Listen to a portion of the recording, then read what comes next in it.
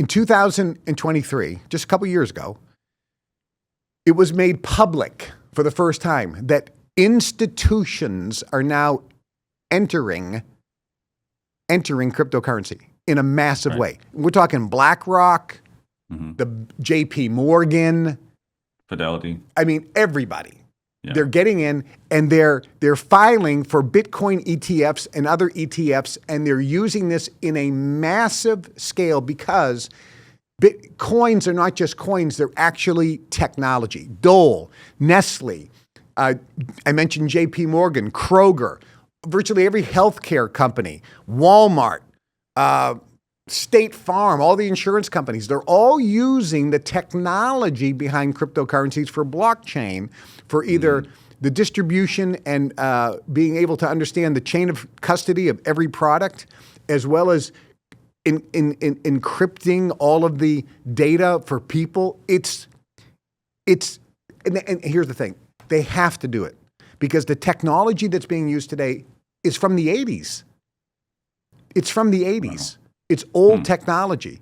So this is the next leap, and it's going crazy. And people that take advantage of cryptocurrencies today, people that are listening to this, if they're smart and they take advantage, they can make huge amounts of money. Look, not everyone's going to make a fortune.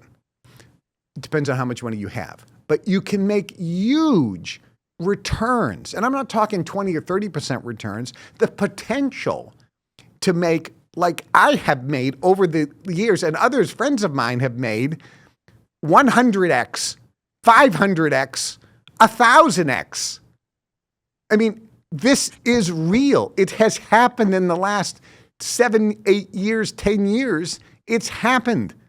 It's going to continue for those who know the right information. Yeah, that's critical. Cryptocurrency, as I mentioned right now, has created $5 trillion in secret, beneath the radar wealth.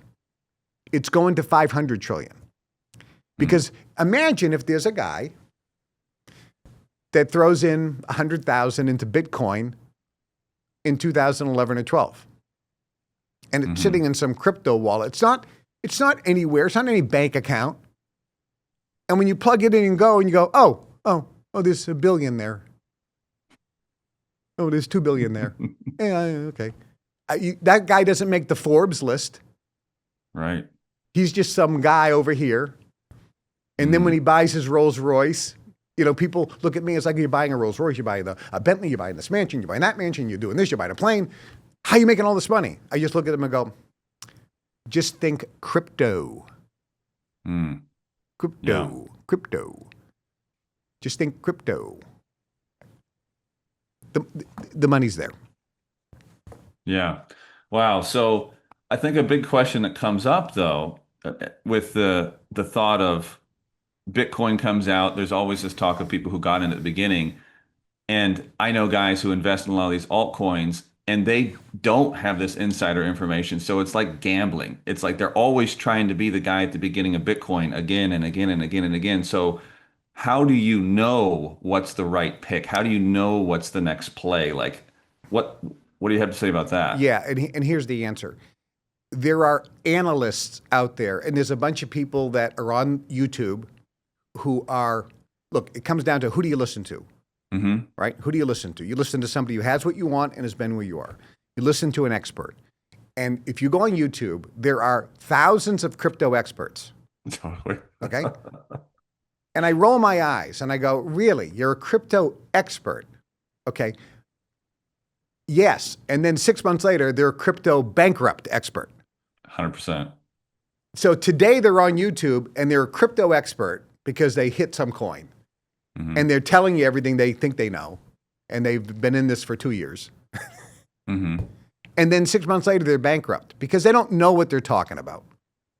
They might hit a lucky one here or there. They're trading coins. You will lose money trading coins. The people that I know, the wealthiest people, the billionaires, we don't trade coins. You know what we do? We invest in technology. Because there are certain coins that have technology backing.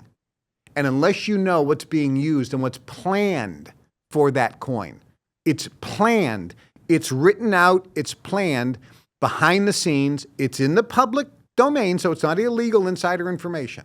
But it's something it's hard to find. So you need to know people that have the right networks. So there's a guy that I know. His name is Iman, and he has a company called Keystone. He's in Cayman. He's made huge money in crypto, but more importantly, he is in the sauna with the billionaires next to him. His neighbors who he's at their house, on their yachts, and they're in his house, and they're on his, luxurious lifestyle settings. They communicate. That's how it works. It's the networking, it's your neighbors, it's your friends who are all making billions of dollars. And we're talking not millions, not hundreds of millions, billions behind the scenes, beneath the surface, because in the crypto world, it's not published. These guys aren't going to make the Forbes 400 list. Right. If I go into my crypto account, or somebody goes into their crypto account and there's $5 billion there, nobody knows it. Right. Okay? Right. It's like, where does it come from? Because it started off at 50,000 10 years ago. And because you knew where it was going to go, you just put it in. It's like Bitcoin today. Look, everybody knows it's at a year ago. Iman said crypto's going to go to 100 grand by the end of the year. Okay, it hit that, and he said in 10 years it'll be $1 million. And there'll be some up and downs because in cryptocurrency coins there's more volatility than in the stock market. He said, but it'll be $1 million. Okay, fine. That's a 10x. So would you put money into an investment that you know that 10 years from now you're going to have 10 times your money? That's a pretty good investment. Yeah. But it's not a good investment in cryptocurrency. Because if you're investing in the right coins that are backed by technology and you know which ones they are, you can make not 10x in 10 years. You can make 10x in 30 days, 60 days, a year. You can make 20x in a year. You can make 50x in a year. You can make even potentially more. That's what's happened in the past. Now, the past doesn't mean it's going to happen in the future. Okay, we can't predict the future, but I'm telling you what's happened in the past, and the likelihood of it happening in the future, everybody thinks it's pretty solid.